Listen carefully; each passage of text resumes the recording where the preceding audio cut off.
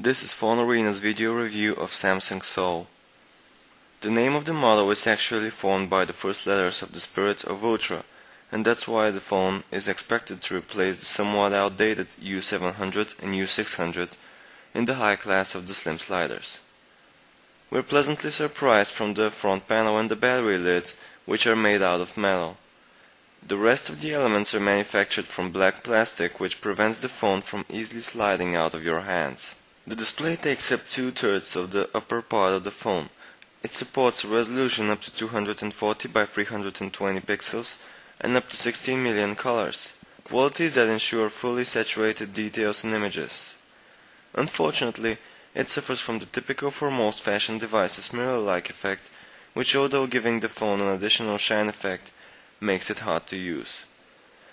Instead of a standard D-pad, here we have a magical touchpad.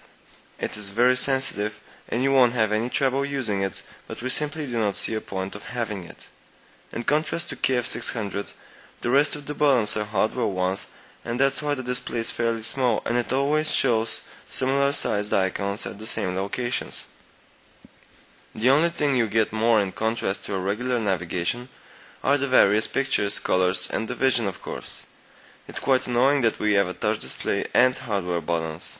In order to open or close the phone without pressing the touch display, you need to place your fingers on the rounded edges, especially provided over and under the soft buttons.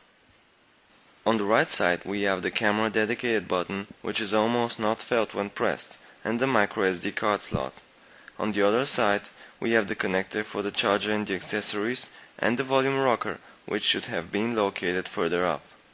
On the back of the phone we find the 5-megapixel camera, equipped with a tiny mirror and a LED flash. Samsung Soul uses software similar to the one seen in G600, which is one of the most function-rich in a non-smartphone by the manufacturer. The camera has interface as seen in the G800, but the D-pad functions are not located on the main display and on the magical touch. In a well-lighted environment, it works very fast and it even manages to take a picture for 2 to 3 seconds, in best cases.